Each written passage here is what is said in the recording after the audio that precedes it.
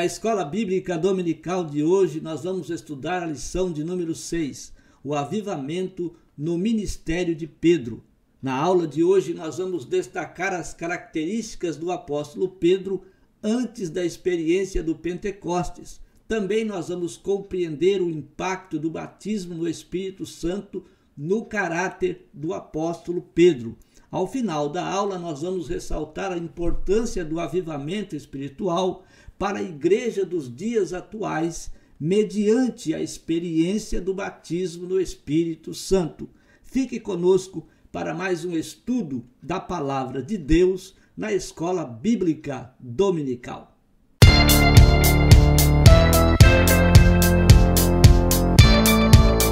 Que a graça e a paz de nosso Senhor e Salvador Jesus Cristo seja sobre a sua vida. É com muito prazer, com muita alegria e satisfação que mais uma vez nós estamos aqui para juntos estudarmos a Palavra de Deus na Escola Bíblica Dominical. Estamos a estudar no primeiro trimestre do ano de 2023, Aviva a Tua Obra, o chamado das Escrituras ao quebrantamento e ao poder de Deus. Esta lição foi comentada pelo pastor Elinaldo Renovato. Quero pedir para você se subscrever no meu canal. Visite também o nosso site www.moldado.com, é o endereço do site. No site você pode fazer o download gratuitamente desses slides que aparecem na vossa tela, para dar a sua aula na Escola Bíblica Dominical ou estudar conosco a Palavra de Deus. Também não se esqueça de deixar aí o seu like. Hoje nós vamos estudar a lição de número 6, o avivamento no ministério de Pedro. Pedro, ele teve uma gloriosa experiência de ser batizado com o Espírito Santo. Logo após receber esse revestimento de poder, prometido por Cristo em Lucas capítulo 24, versículo 49, quando Jesus disse a todos eles: ide a Jerusalém e lá vocês serão revestidos de poder. Pedro então se levanta, prega o evangelho e quase 3.000 almas recebem a Cristo como Salvador de sua alma. Este avivamento, ele precisa ainda hoje estar na vida da igreja, na vida de todo aquele que recebe Jesus na sua vida e quer ansiosamente, graciosamente fazer a obra de Deus. É necessário deste avivamento, deste poder de Deus, desse revestimento de poder, para que possa então fazer a obra de Deus com graça, com unção e com poder. A igreja precisa remover as cinzas e deixar a brasa, colocar a lenha para que o fogo continue sempre aceso no altar. É assim que diz Levíticos capítulo 6 e o versículo de número 13, que o fogo do altar não pode se apagar. Assim faziam os sacerdotes que prestavam serviço para o reino de Deus no tabernáculo.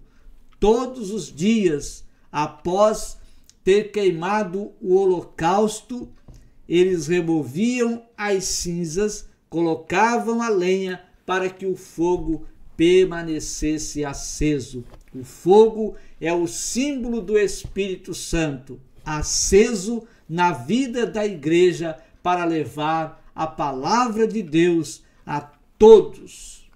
O texto áureo da nossa lição, em Atos capítulo 2, versículo 14, nos diz: Pedro, porém, pondo-se em pé com os 11, levantou a voz e disse-lhes: varões judeus e todos os que habitais em Jerusalém, seja-vos isto notório e escutais as minhas palavras. As palavras de Pedro era a palavra de Deus.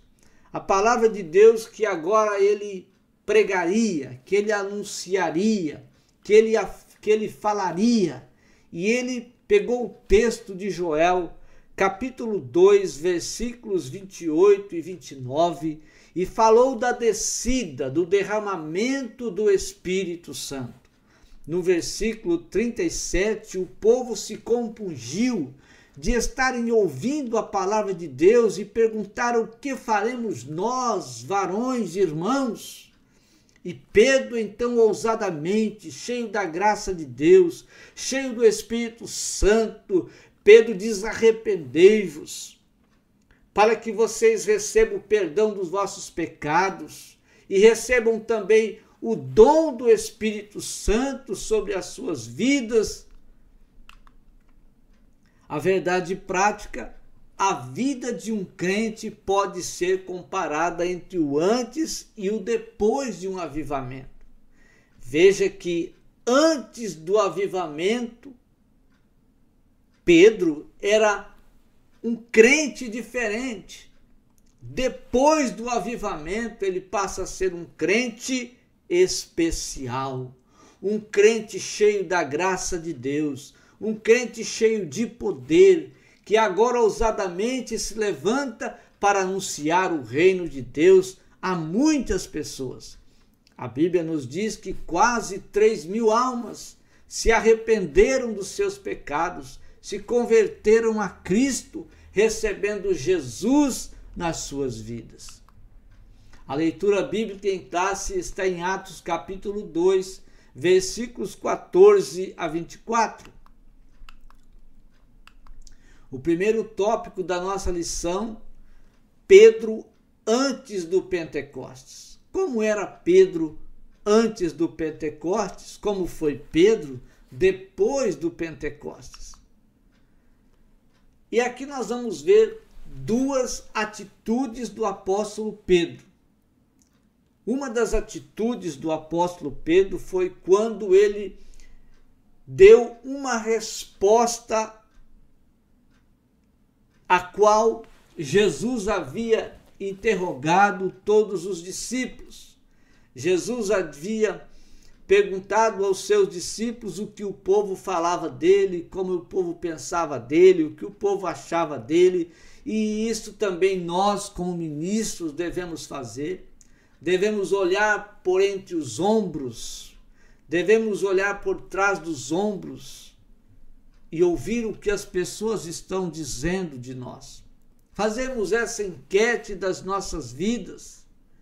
Assim Jesus fez também, perguntou aos próprios discípulos como as pessoas o identificavam. E nós vemos algumas respostas interessantes. Uns diziam que Jesus era João, aquele que batizava. Outros diziam que Jesus era Elias, aquele que fazia fogo descer do céu. Outros diziam que Jesus era Jeremias, o profeta chorão, que se lamentava tendo uma visão da destruição de Jerusalém, ou um dos profetas. Foram estas as respostas do povo dita aos discípulos de Jesus. E agora Jesus pergunta aos seus discípulos: e vós, quem dizeis que eu sou? E nós vemos aqui o apóstolo Pedro, e agora Simão Pedro. Ele responde e diz: tu és o Cristo, o Filho do Deus vivo. Jesus vai dizer a Pedro: olha, você disse bem, Simão Barjonas. Por essa resposta, agora você não vai se chamar mais de Simão. O seu nome agora será Pedro. E Pedro significa pedra no grego. E ele diz sobre essa pedra, voltando-se para ele, pedra significa rocha. Sobre essa rocha você vai edificar a igreja. A igreja ela é edificada não em Pedro, ela é edificada na rocha que é Cristo Jesus, o nosso Senhor.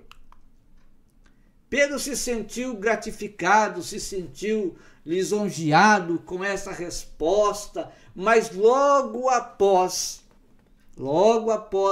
ele vai em outro episódio, Pedro, ele vai cometer aqui uma falha.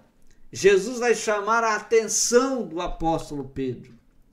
Então, nosso Senhor havia dito que ele iria para Jerusalém, padeceria nas mãos dos religiosos, ressuscitaria ao terceiro dia. Mas Pedro então vai retrucar, ele vai ter compaixão de Cristo por uma promessa, por uma missão que Cristo estava na terra a ser realizado.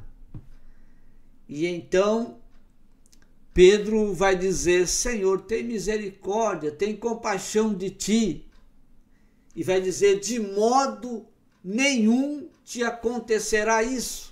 Mas era necessário que isto acontecesse para que a humanidade viesse reconhecer a Cristo na cruz do Calvário. Jesus realmente deveria padecer, deveria sofrer, deveria morrer pelo pecado da humanidade. Mas Jesus disse: ao terceiro dia eu vou ressuscitar. Jesus então repreende Pedro e Jesus fala diretamente para Satanás: para trás de mim, Satanás, que me serves de escândalo, porque não compreende as coisas que são de Deus, mas só as que são da terra. Em outra ocasião, Pedro vai negar Jesus por 3 vezes. Ele nega diante de uma criada, depois nega Jesus diante de outra criada, depois nega Jesus novamente diante de várias pessoas, cumprindo o que Jesus disse a Pedro, dizendo, quando Pedro disse: olha, Senhor, todos podem negar o Senhor, todos podem, mas eu nunca te negarei. Jesus disse a Pedro que ele o negaria por 3 vezes e isto aconteceu.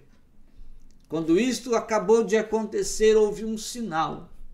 O galo cantou e então Pedro, ouvindo, porque Jesus havia dito que o galo cantaria após ele ter negado-o por 3 vezes, Pedro então sentiu profundo arrependimento. O interessante aqui, e a lição que nós podemos tirar, é que Pedro falhou por essas vezes, mas Jesus não desprezou Pedro diante dessas falhas. Veja que em Marcos capítulo 16 e o versículo de número 7, o Senhor lembra-se de Pedro quando ele diz para as 3 mulheres que foram ao sepulcro a ungir Cristo, lá não encontraram, o Senhor já havia ressuscitado. E então disse a ela: mas ide dizei a seus discípulos e a Pedro, que ele vai adiante de nós para a Galileia. Ali o vereis, como ele vos disse.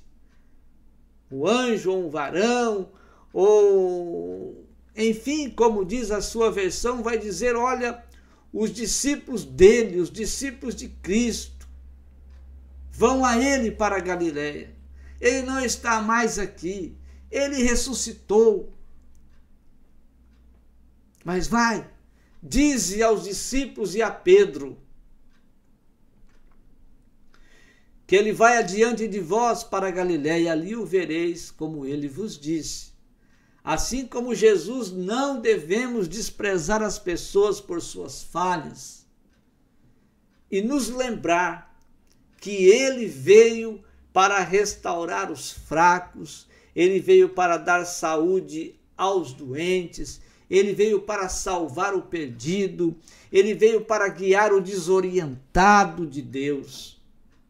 Jesus não despreza as pessoas. Jesus continua chamando as pessoas, mesmo que as pessoas continuam desobedecendo, rejeitando, desprezando, mas o Senhor perdoa. Ele perdoa as falhas, ele perdoa os pecados e ele traz para o seu reino. Ele tira do monturo, ele tira do lixo, ele tira de lá, do mundo, e transforma-o em príncipe do seu povo.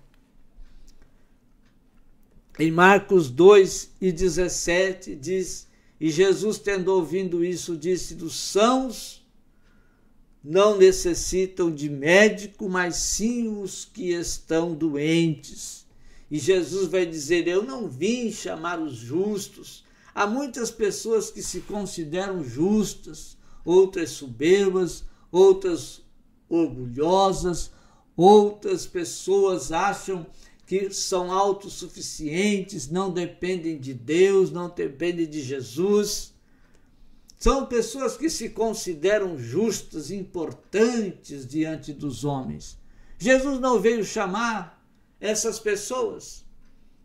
Eu não vim chamar os justos, mas sim os pecadores ao arrependimento. Ou seja, quando essas pessoas reconhecem que são pecadores, que precisam de Jesus, que dependem de Deus, se arrependem dos seus pecados, essas o Senhor veio chamar. Foi para essas que o Senhor veio. O tópico 2 na nossa lição, nós vamos ver Pedro após o Pentecostes. Pedro, batizado agora no Espírito Santo, ele torna-se outro homem. Devido ao espanto das pessoas diante daquele fenômeno espiritual, o apóstolo dos judeus se levanta e com uma voz, a sua voz, uma voz eloquente, uma voz ungida, uma voz cheia de graça, ele fala a respeito da promessa de Deus proferida pelo profeta Joel, quando disse, do meu espírito derramarei sobre toda a carne, em Atos capítulo 2 e o versículo 28. A pregação do apóstolo Pedro, ela teve um grande impacto aos ouvintes. Muitos deles agora compungidos, ouvindo a palavra de Deus, reconhecendo que eram pecadores e precisavam de um Salvador, de um Senhor que perdoasse os seus pecados. Essas pessoas arrependidas, compungidas, entristecidas pelos seus pecados, elas param no meio da pregação e diz que faremos nós, varões e irmãos. E ouvindo eles isso, diz a palavra de Deus, compungiram-se em seu coração e perguntaram a Pedro e aos demais apóstolos, que faremos, homens e irmãos? E então, no versículo 38, Pedro vai dizer, arrependei-vos para que os vossos pecados sejam perdoados, que vocês sejam batizados em nome de Jesus, que vocês recebam também o dom do Espírito Santo. Então, a conclusão da pregação de Pedro resultou, então, em quase 3.000 almas para Cristo. Eu faço aqui uma pergunta. Nesta pregação, neste culto, quantas pessoas foram curadas? Quantas pessoas foram batizadas com o Espírito Santo durante essa pregação? Quantos demônios foram expulsos? A pregação do apóstolo Pedro tinha poder, tinha unção. Primeiramente, para alcançar o coração de almas cansadas, oprimidas e perdidas. Este é o grande e glorioso milagre. É muito mais milagre do que um demônio ser expulso. É muito mais milagre do que um cego ver, do que um surdo ouvir, do que um paralítico andar. Muito mais milagre do que isso é uma alma salva, é uma vida transformada, é uma vida servindo a Deus, é o milagre na vida das pessoas. É o grande milagre, é o primeiro milagre, é o que o Senhor quer. Almas salvas, almas transformadas, vidas que reconhecem que são pecadores e que precisam de um Salvador. E este Salvador que apresentamos a todos é Jesus, o nosso Senhor. Eles se arrependeram e foram salvos. Foram salvos pelo poder do Evangelho. Foram salvos pelo poder da palavra de Deus que adentrou seus corações. Eles se arrependeram e receberam então o perdão dos seus pecados, anunciado pelo apóstolo Pedro. Também em outro episódio nós vemos a cura do coxo à porta do templo, um templo chamado Formosa. Juntamente com João, Pedro chega à porta daquele templo em Jerusalém. Estava ali um homem coxo de nascença. Eles colocavam aquele homem ali para pedir esmolas, e quando Pedro e João vai entrar, ele pede então uma esmola para eles. Pedro então diz de si próprio: eu não tenho prata, eu não tenho ouro, mas o que eu tenho, isso eu te dou. Em nome de Jesus, levanta e anda. Aquele homem então, ajudado por Pedro, que segurou pela sua mão, levantou, e agora ele andava. Ele era uma pessoa normal, ele não era mais coxo, ele podia trabalhar, ele podia cuidar da sua família. E agradecido por isso, aquele homem, ele entra no templo, glorificando e adorando a Deus pelo milagre que ele havia recebido, porque o Senhor usou o apóstolo Pedro para que ele então impetrasse a bênção da cura na vida daquele homem. O item de número 3, Pedro avivado em outras ocasiões. O avivamento do Espírito Santo na vida de Pedro foi notório também em outras ocasiões. A pregação do apóstolo Pedro após a cura daquele coxo resultou em mais quase 5.000 almas para Cristo. E o que Pedro pregava? A palavra de Deus. Testemunhava dos milagres que Jesus fazia. Pedro, ao ser interrogado no Sinédrio, depois disso, respondeu ao tribunal religioso dos judeus de forma ousada. E nessa lembrança, Pedro então dizia a eles que eles deveriam se lembrarem que eles haviam crucificado a Jesus Cristo injustamente, e esse Cristo que eles haviam crucificado foi ele, foi em nome dele, foi ele que curou este homem, foi ele que levantou esse paralítico que vocês estão vendo agora andando normalmente.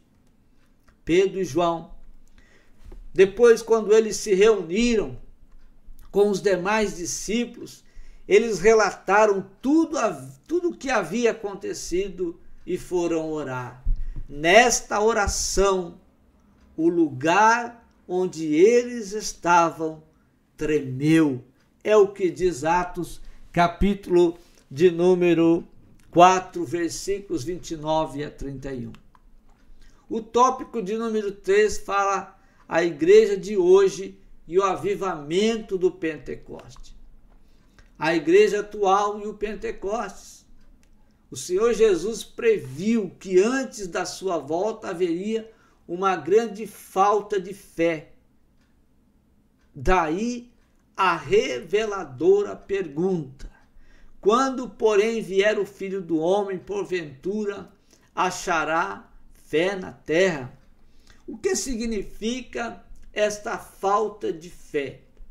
A Bíblia nos diz que a fé vem pelo ouvir, e ouvir a palavra de Deus. Quanto mais se ouve a palavra de Deus, quanto mais se estuda a palavra de Deus e procura aplicar na sua vida a palavra de Deus, mais fé a pessoa tem. O que está acontecendo hoje é que as pessoas não querem mais ouvir a palavra de Deus. As pessoas querem ouvir hinos, muitos louvores, mas não querem ouvir a palavra de Deus. E a fé vem pelo ouvir a palavra de Deus. E o Senhor disse: quando vier o Filho do Homem, porventura achará fé na terra? Achará ainda aqueles que ouvem a palavra, aqueles que aplicam a palavra de Deus em sua vida? Quando as pessoas não ouvem a palavra de Deus, a sua fé enfraquece. Num tempo como esse, a necessidade de um grande avivamento é imensa. E o avivamento, ele vem pela palavra. A palavra de Deus traz avivamento para a vida espiritual das pessoas, porque a sua fé é acrescida, porque ele ouve a palavra de Deus. Segundo a Bíblia, só pode haver um tempo de avivamento nos dias presentes, se os crentes buscarem o derramamento do Espírito Santo. Agora, como os crentes vão buscar o derramamento do Espírito Santo se não ouvem a palavra de Deus? E não ouvindo a palavra de Deus, a sua fé é enfraquecida, não há desejo de buscar o derramamento do Espírito Santo. Mas quando ouvem a palavra de Deus, quando procuram aplicar a palavra de Deus na sua vida, há então um avivamento, porque há obediência na palavra de Deus. E se há obediência, se as pessoas ouvem a palavra de Deus, sentem o desejo e vão buscar o derramamento do Espírito Santo em suas vidas. Mas nós vivemos em tempos de multiplicação da iniquidade. Então a iniquidade se multiplica. Jesus alertou aos seus discípulos para as principais características dos fins dos tempos.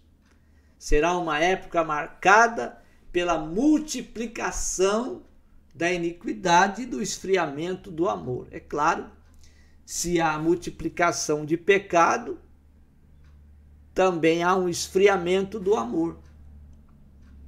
Quanto mais pecado, menos amor. E quanto mais as pessoas se arrependem dos seus pecados e pedem perdão, mais fortalecimento de amor para a vossa vida. O pecado elimina o amor. O pecado, ele destrói o amor. O amor, ele não é um sentimento, o amor é uma construção. Todo dia nós devemos colocar em prática o amor, que não nasce de fora para dentro, o amor deve nascer de dentro para fora, que é o verdadeiro amor de Deus. Então, nesse sentido, para pregar o Evangelho nesses tempos trabalhosos, tempos trabalhosos que Paulo escreveu quando na sua carta a Timóteo, na sua segunda carta a Timóteo, capítulo 3, versículo 1 a 5. Então a igreja deve estar avivada da mesma maneira que o apóstolo Paulo estava quando desempenhou o seu ministério em Atos. Paulo sempre pregava contra a devassidão, contra a depravação, contra o pecado que os homens não viam. Mas a palavra de Deus entrava no coração, alcançava medulas, alcançava o interior, moldava as pessoas e transformava. E é o que nós, Igreja de Jesus, devemos continuar fazendo, sendo protestantes. Protestantes é protestar, nós devemos protestar contra o pecado. O pecado que acaba e destrói as famílias. O pecado que destrói a vida, os sonhos das pessoas. O pecado que elimina a vontade de viver das pessoas. Quantas pessoas se suicidando, quantas pessoas entristecidas, quantas pessoas desmotivadas, desanimadas, quantas pessoas desesperadas, quantas pessoas com medo. Por que as pessoas estão assim? O pecado faz as pessoas viverem assim, tristes, aborrecidas, sem ânimo para viver. Porque os homens dão lugar ao pecado nas suas vidas. Veja o que Paulo escreveu. Sabe, porém, isto, que nos últimos dias sobrevirão o quê? Tempos trabalhosos. Porque haverá o quê?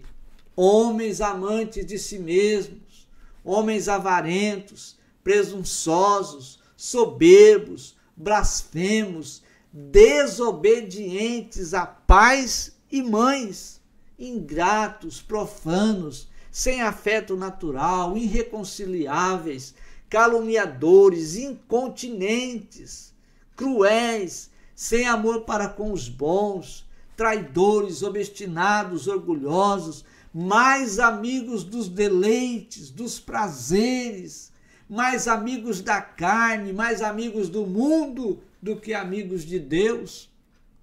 E aqui João vai dizer na sua carta, na sua primeira carta, capítulo 2, ele vai dizer: não ameis o mundo, nem o que no mundo há.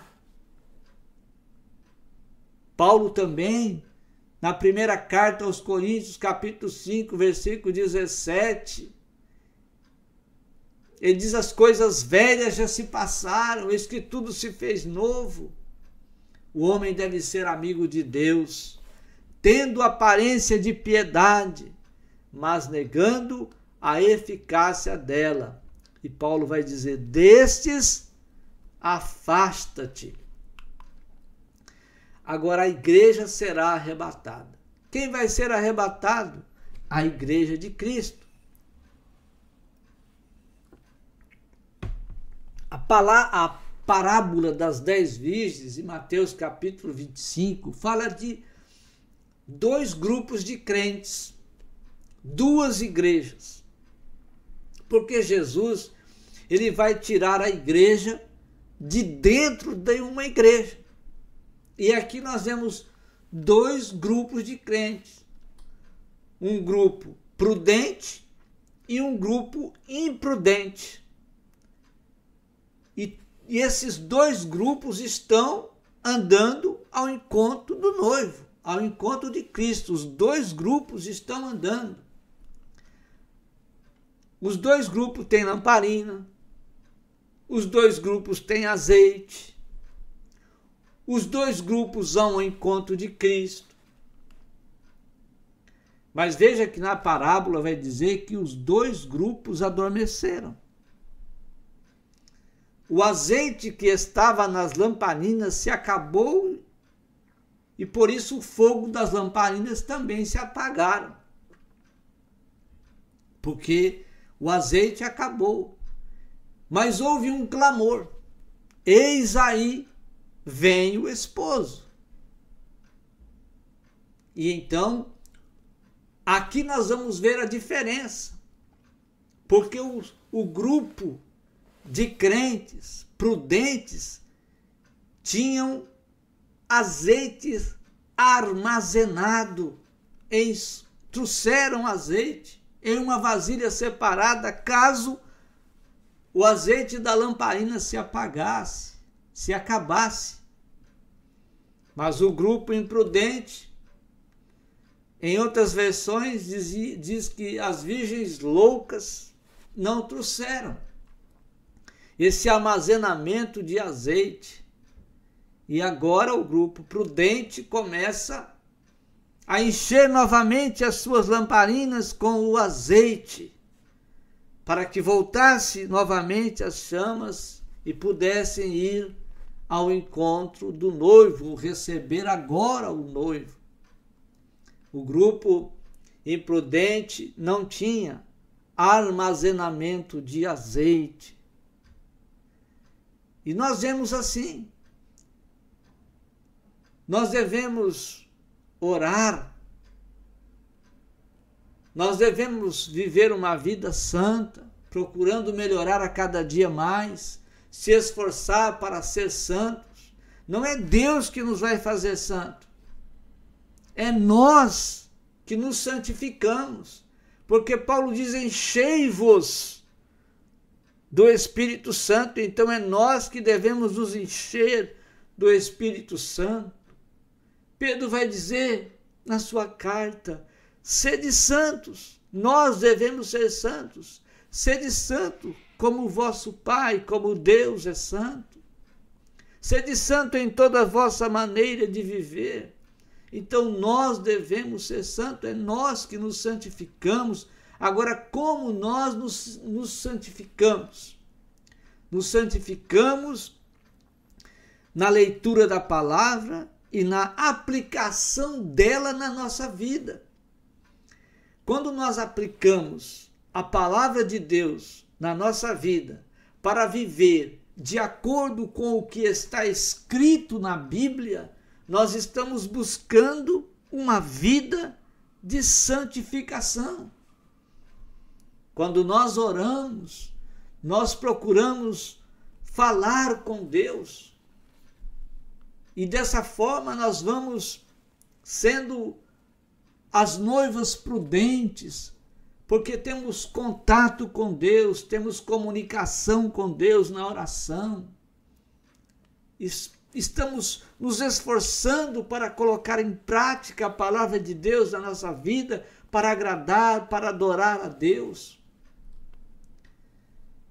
E a igreja, ela está preparada. A igreja não está se preparando, não vai se preparar, não. A igreja de Jesus, ela está preparada.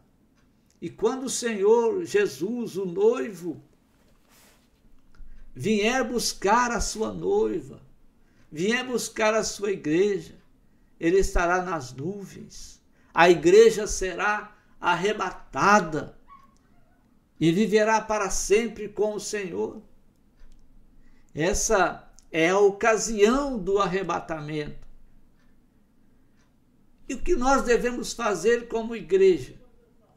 Devemos estar preparados, como as noivas prudentes estavam preparadas.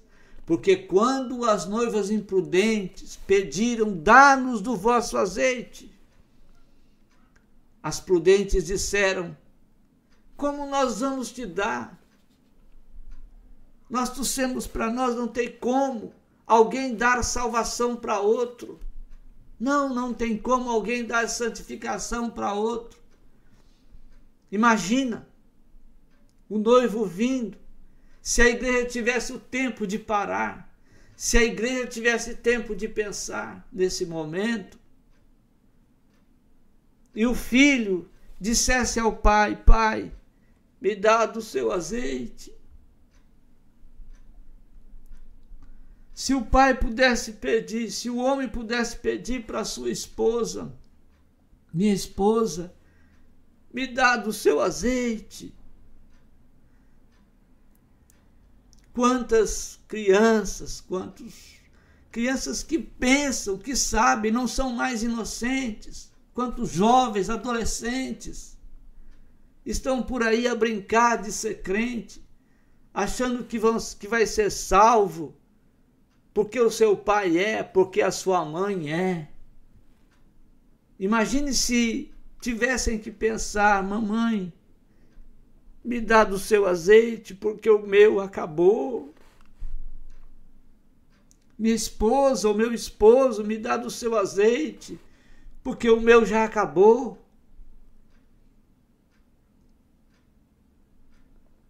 Romanos capítulo 14, versículo 12, diz que cada um dará conta de si mesmo a Deus. Os filhos vão dar conta de si mesmo a Deus. A mãe, o pai, enfim, cada um dará conta de si mesmo a Deus.